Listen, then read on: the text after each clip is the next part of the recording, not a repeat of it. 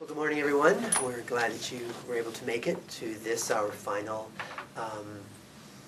roundtable discussion about your experience with the MISA project this year, investigating effective instruction in mathematics. And as you know, this is the last requirement of this project is to come together and to share what we thought and see if the work that we've done this year, in your opinion, has made an impact either for yourselves or for students.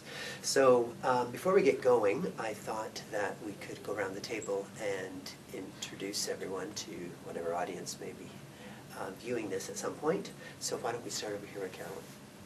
I'm Carolyn Burrell. I'm a grade 6 math teacher at Hillside Senior Public School. I'm Carolyn Pettipaw. I'm a grade 8 math teacher and guidance counselor at Hillside Middle School. I'm Serge Louise. I'm at Erin Mills Middle School, grade 7 math science. And I'm David Jack. I'm the school effectiveness lead here in Peel. I'm Arshdeep Grewal. I'm a math and science teacher for grade 7 at Erin Mills Middle School.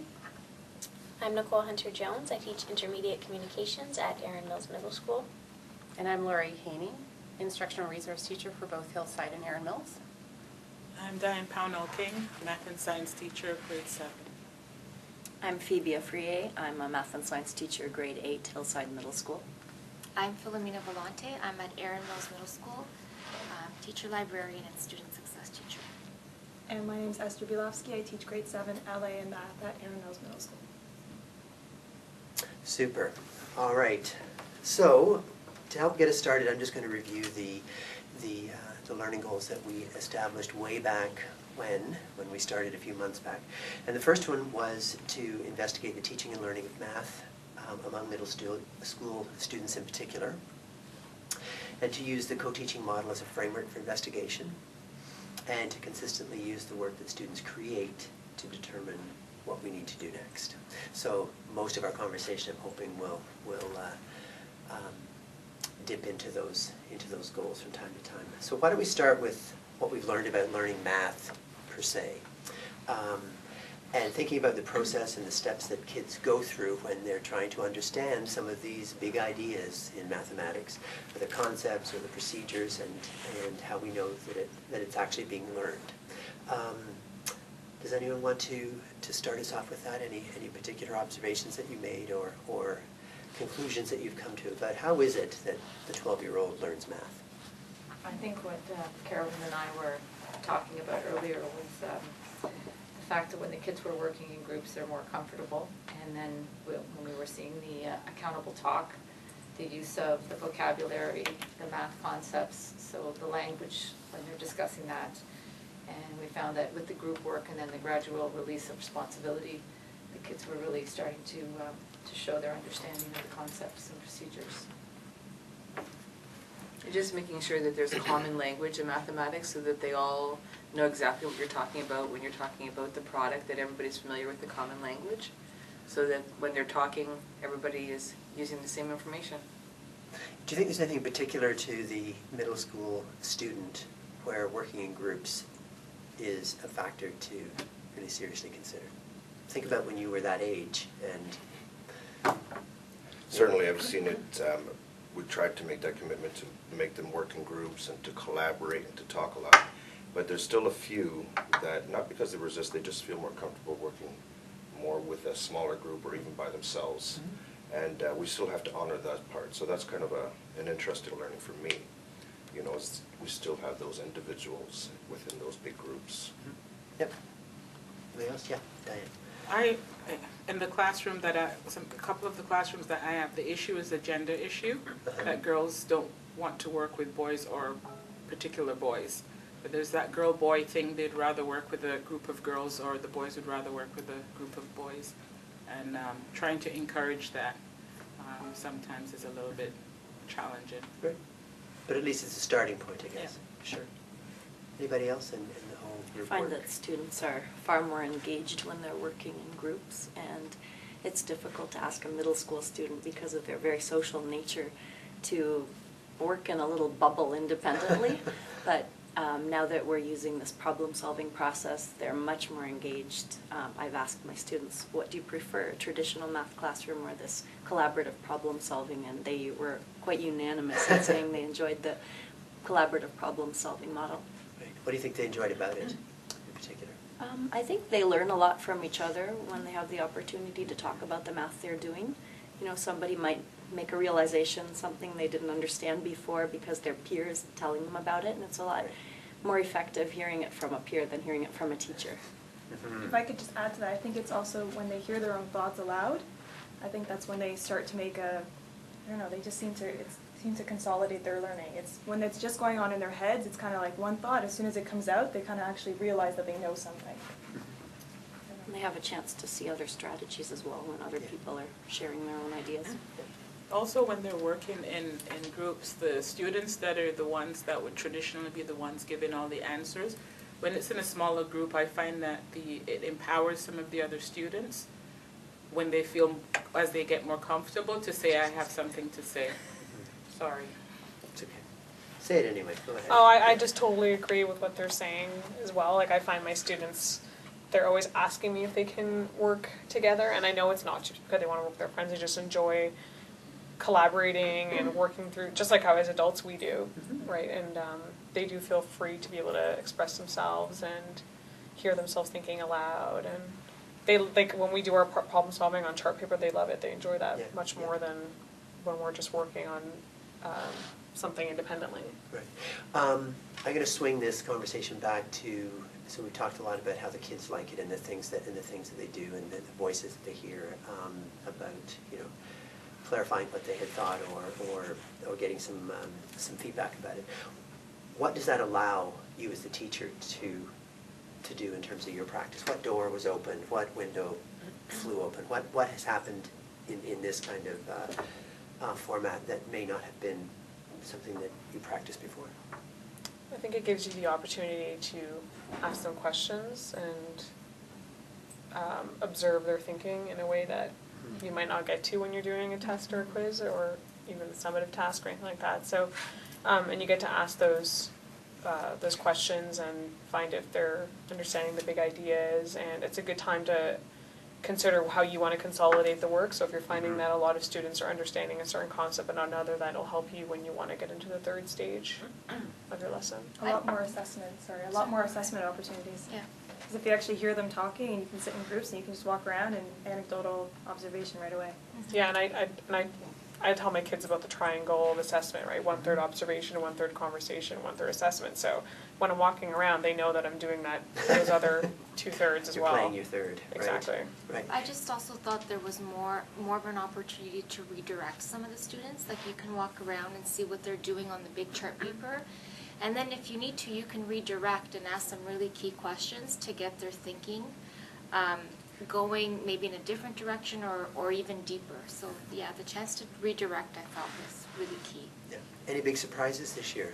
Some of you have been teaching math for some time now. Anything that when you were doing your redirection or you were walking around, you were listening to kids or asking them questions that internally you were saying, wow, they know this much, or wow, there's a big pocket here?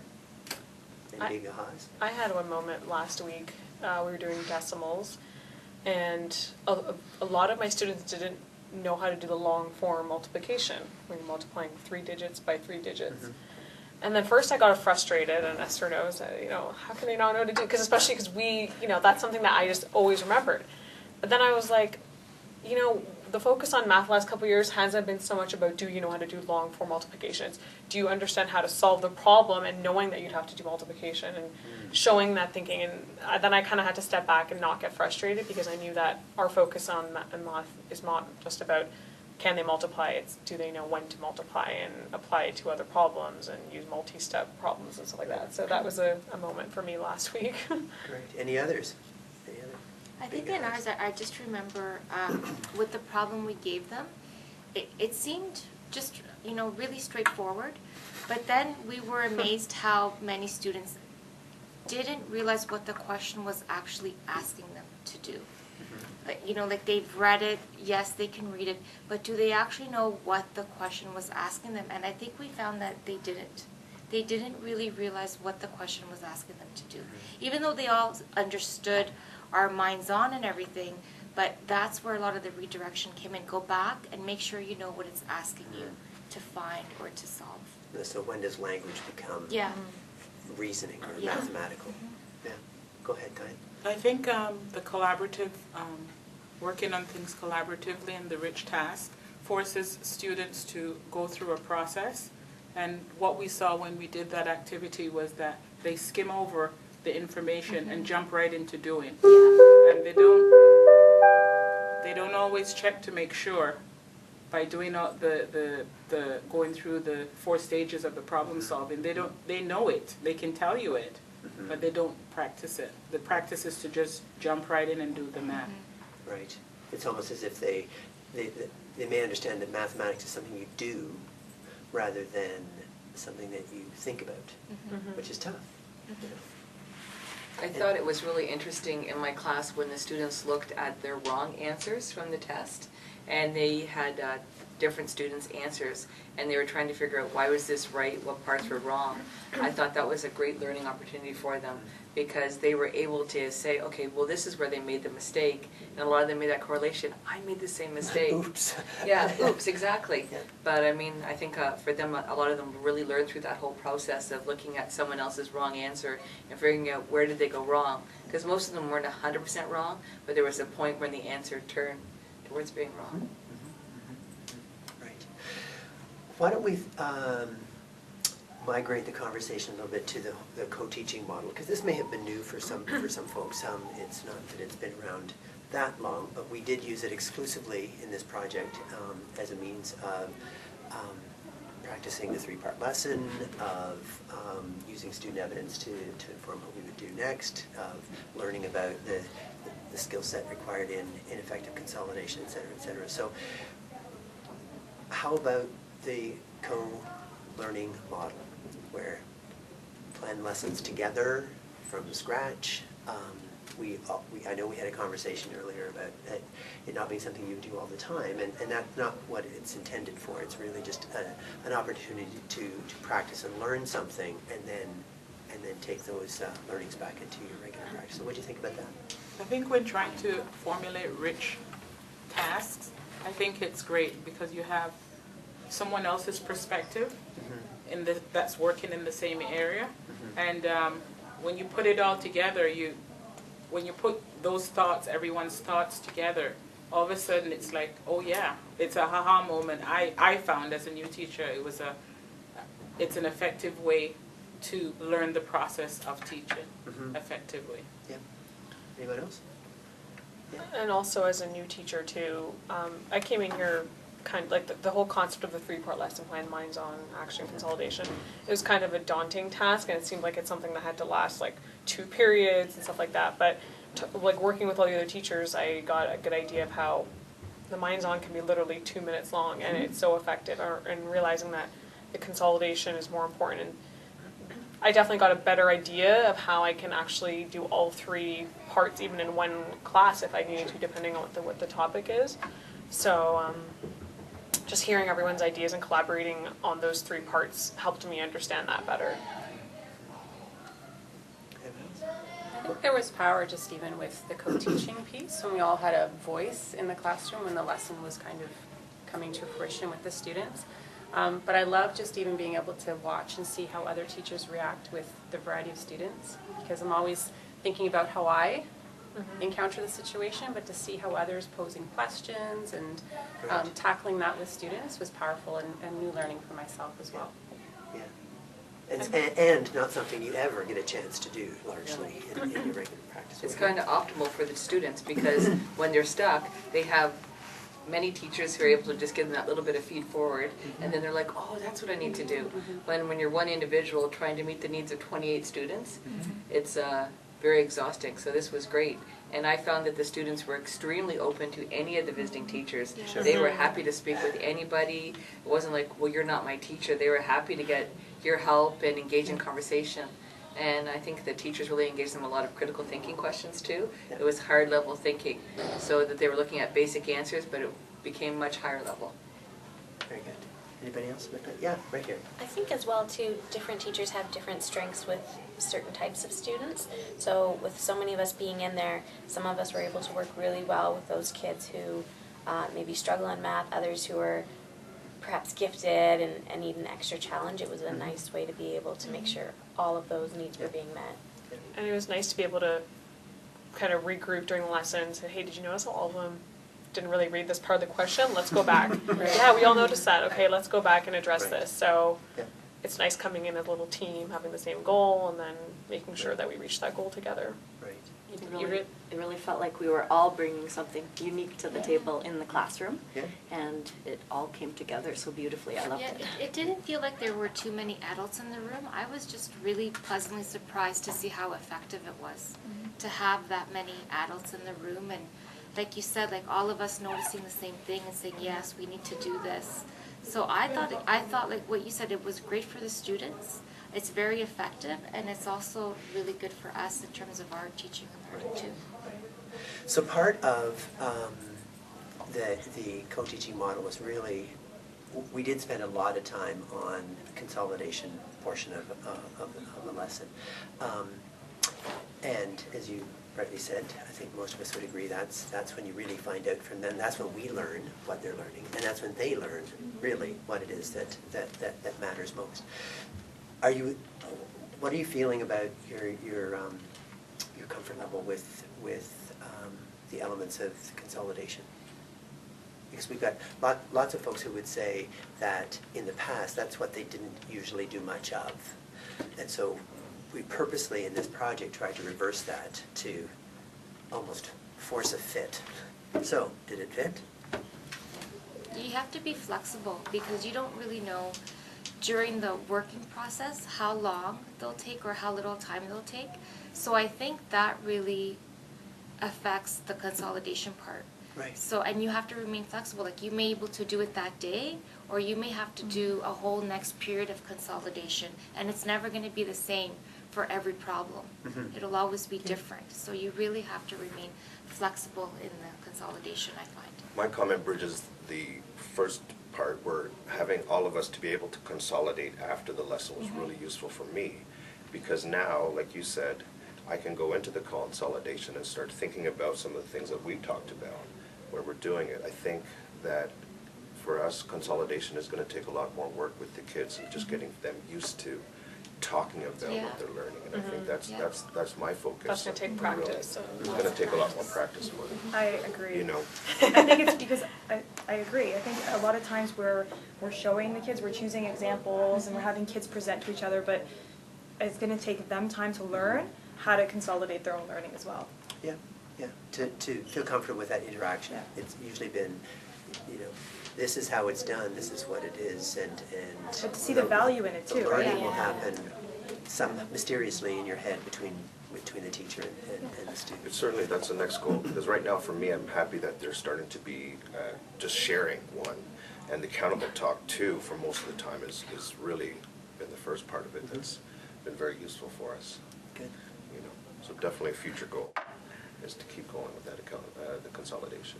I think we realize that it's it's the most important part, and it's attainable. We just have to work on it and reflect on it with the kids and with ourselves.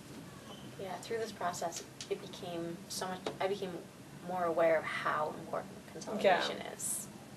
Yeah, and I'm just going to remember the circles. That's how I remember it now. Good. Right? Like, that's how I learned too. One thing worked. Yeah. Great. It's true though, because I found that sometimes we're so busy with math, we teach our lesson, give them the chart paper, put it up on the board, do the gallery walk, okay, everyone's got it, move on. And really, they don't all have it. So I really found that the consolidation that we did in your class, just coming back and seeing what they could do, apply it to a different problem. You can see the pitfalls that some understand it, and they're moving forward, and others are still in the same spot. So just going back to that, I think is really important, that we can't just presume that, okay, it's done, tick, move on, that going back is a key thing to do. Yeah, and it's always that tension. The inclination might be, the curriculum's chasing me, but it could be that next day that if you do spend those next 20 minutes on it, then now the path gets cleared for doing some other things. It's always a if what kind of thing. Diane? I think that the consolidation helps the kids to understand that it's not always just a right or wrong answer. And for those kids that are grasp things quicker, that some of the other students that may not grasp things as quickly, that they still can get the right answer. Their processing might be different, because we're so used to when you're doing that, going over or reviewing a question, those same students putting their hands up and giving the answers. Yep. Meanwhile, there's other students that maybe have a really unique way of doing it and came up with the answer. I think we saw that when we were at your school with the girl that did it on her own, and she had a very abstract way of doing it. It's not that it's wrong, Yep. but we're so used to those. I have a couple of kids who believe that they're geniuses and what they say is it, right? And sometimes it squashes the other students. So when you do that gallery walk and that conversation, and they get to see that they didn't do it the way I did it, but the answer is still the same. Maybe they are on their way to being smart. Maybe not as smart as me. Those were the comments I heard. But I think that really helps, and it's a process. Good. One thing Yes. just about the importance of the planning piece was really understanding the math ourselves and knowing what our learning goals were going to be and about the big ideas in the math that we wanted to come across, because as soon as we got to that consolidation piece, we needed to kind of know that ahead of time, because that would help us with our guiding questions for students to really get at that math in that piece. So it became evident. Very good, very good. So the third goal we had set out from the beginning was the use of student evidence. And I know that we have always used evidence of what kids are learning to mark their progress, but literally we've been just marking their progress, and it's been after the fact, whereas in this case, we would be using it either by observing it or bringing it back to these very tables and poring over it and trying to figure out what to do next. So that would have been, pardon me, that would have been our third goal in this project, is the use of evidence as it's emerging, as opposed to the post-mortem style that we may be used to. So how does that affect, or how does this project, you think, affected how you view students working and the work that they generate while they're generating it? It's a more dynamic process, whereas previously we might have just made assumptions about what students would understand or would not understand. We now may find that what we thought initially would happen didn't happen, and we have to change our thinking. We have to change what we do with our students to better prepare them for deep understanding of the math they're doing. So sometimes we might have thought, oh, well, they won't understand this, but they grasped it really well. And there was another issue that emerged, and I think that was what came of it most for me. Well, what happened when last time we were here, we were doing the data management question about the Wonderland rides. We were assessing as they were working on it, right? And then that's when we regrouped and decided to kind of change paths. So we had to do that during the action phase. We couldn't do it. We couldn't have got to consolidation without checking and on it during the action. So, there was definitely, if we had waited till the postmortem, we would have realized that everything was totally incorrect. So that's how the co-teaching helped. That's how the action part helped, that we were able to just have that chance to walk around and ask and talk and then change courses. You're working in the moment of their it's all about the thinking, right? moment. So rather than giving them something, collecting it, putting it in your bag, marking it next week, and then you're going to give it back to them, say, remember when you thought about this? You're actually working in the moment, and you can redirect in the moment and have them understand right then and there, rather than, waiting a week to hand something back and worry about it. And so it's in the moment, which I think is much more effective. Right. It's related to descriptive feedback, and whereas the time, just in time, the right feedback just in time is really what can account for some of those differences. Yeah. I think as well, certain kids who don't usually participate or share their ideas, it's not as much of a risk to, because you're in a small group. There's not a fear of getting an answer wrong because it's a thinking process. relieves some of the pressure, Yeah. I think. It's like kids who, when you're on a team, it's not all about that one person, right? If you run track and you're running by yourself and the pressure's on you, everything's on you. But when you're part of a team, you're a relay team. Right. If you win or lose, it was all four of you, as opposed to running 100 meters, all up to you, right? So I think it's the same when they're working in a group at any activity. Right. Everybody knows a little bit of something, and when you put it out, which is what we try to teach them about community, so it goes hand in hand, right? Yeah, yeah. It's interesting you use that sports analogy, because that's one that's been used in other contexts as well, around while kids are working. So if you think about kids who are learning specific skills for a sport or whatever, during practice, at practice time, is that the feedback would not happen after the game. Like, it would happen long before the game. And in fact, on pretty regular intervals, and coaches and instructors would be making sure that whole feedback loop is pretty tight and pretty frequent. And I think that's a good analogy that you've made, because if we think about learning math as a performance, and in some points, at some cases, and sometimes it's going to be that way, then it's, it may make more sense to us as to why we would go about using their work as they produce it versus after they produce it, to both help them and arguably help us too. Any more thoughts about student work? Okay. The best takeaway from your participation in this wide open question, what was it? I just think that cooperative group work just allows, as Nicole said, the risk-taking that a lot of kids wouldn't normally do, and that they always can learn from each other. And I think some kids really like to show what they know in a smaller group, and seeing some of the weaker students learn from the stronger students. I think it's all a plus that the kids feel comfortable doing that, and they learn from each other, and they can transfer those skills on in different areas. So I think that's the biggest thing, that as much as sometimes you can't do it every class, but cooperative group work is key and really important for them to know that the next step might be that I have to do something on my own, but at least if I'm in this safe group, I can, figure out where I fit in and learn from my friends, versus just the teacher telling me this is right, this is wrong. Right. Any others? That was the what I liked about it, is the small groups. They got away from that fear of right and wrong as well.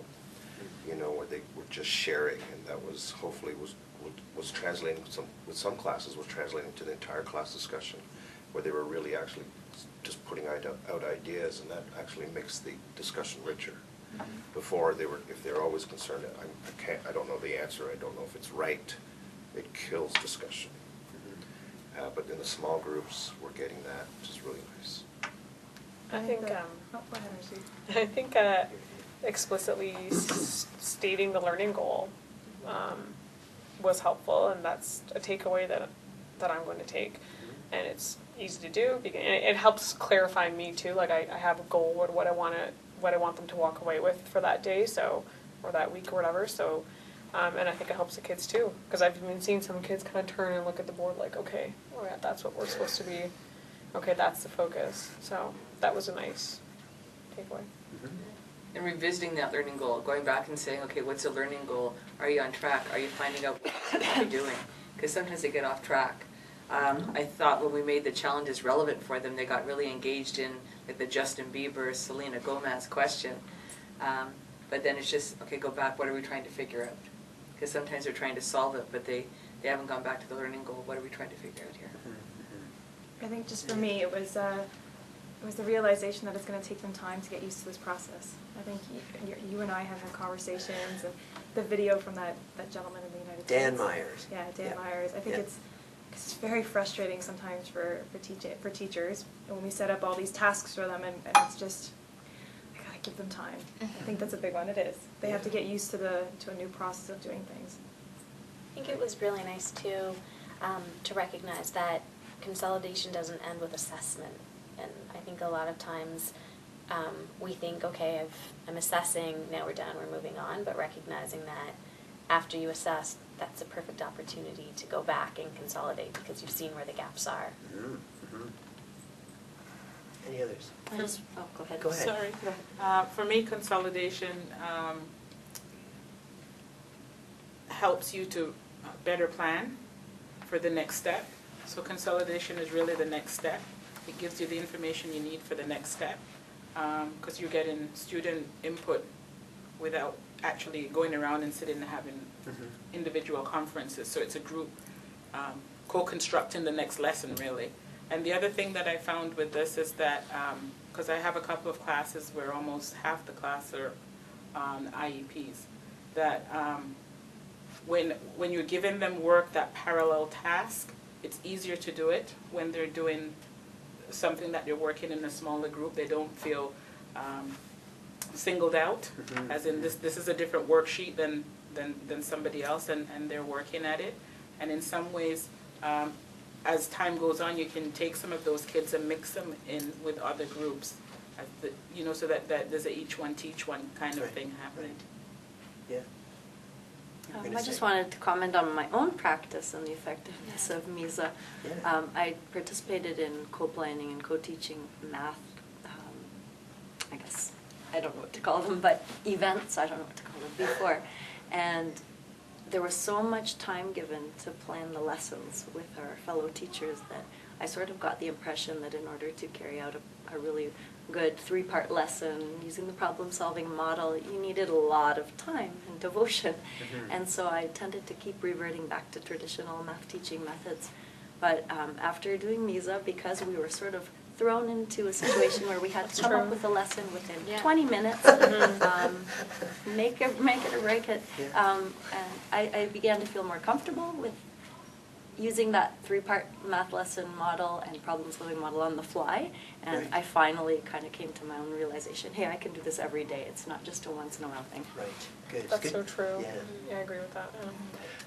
And we had a perfect example, I guess it was the last time, is that we structured this work so that you plan the lesson, you teach it, but you use the content of what you had already planned as consolidation forward. And yet, in your example, we had like the lesson actually wasn't planned anew. It was based on the outcomes of an assessment that had happened just a day or two before, and the results weren't anything to write home about. And it created then, like on the spot, okay, we needed to now, how can we use this material to now create a lesson, to now dig up, we need to find out exactly where the breakdown points were, and then consolidate forward from that. So it's comforting to hear that the format isn't one where it's all brand new information and it's very lockstep, but just that the skills that you've learned you can toss into the mix whenever you feel important. I'm laughing because I'm glad to hear that, because I don't know about you guys, but I find now that I'm doing it more like this with the collaboration and making sure we get that. I'm finding that I start writing my plans in pencil, because what happens is after my lesson today, I'm going to have to erase tomorrow what I thought I was going to do, because I realize now we just didn't get this one. So we got to go back now, and that's a hard one. But now I feel more comfortable about doing that, because I thought, oh my gosh, I'm just erasing everything else done. I said, we're not ready for this, and we got to do something different, So that's my effect on my own practice right Use now. pencils. Yeah. And lots of When playing, erasers, use yeah. pencils. It's always on the right track. Any other final thoughts that people wanted to share before we wind up our time today? I just wanted to reaffirm the point of a noisy classroom is a great place to be in, because often we think that noise means off task, but in this case, with the teaching through problem solving, you want that talk to be happening. And to encourage it, not only for the sake of the students for engagement purposes and risk-taking and building a comfort level and having them struggle through problems, but for us to be able to gather that assessment piece of observations and conversations, you have to have the students For sure. opportunities to talk about their thinking, and that's what I really take away from this as well. And in my classroom, I have the collaborative norms posted so that they know that, okay, now we're working in groups. This is how we have to behave when we're working in a group. We have to make sure we're listening to everybody. We have to stay on task. We have to be accountable for what we're doing. And I think that helps them too, so that they're not talking about basketball games and all the other things when they're not focused, so. That was really helpful, and you went over it before each lesson, and I think it was a gentle reminder that this is how we work when we're working collaboratively. Yeah, it's not just about the math, it's not just about the content, it's really about what's the best way to get kids to maximize the learning from everybody in the room. Yeah. Well then, in closing, I would just like to thank you all for your diligence throughout this project, and it's certainly been a pleasure for me to see your energy and your commitment to helping students learn mathematics better, possibly better than you did, but that aside, at least maybe better than their previous experiences had been, and that's what improvement's all about. So thanks again for your time. Enjoy the rest of your day.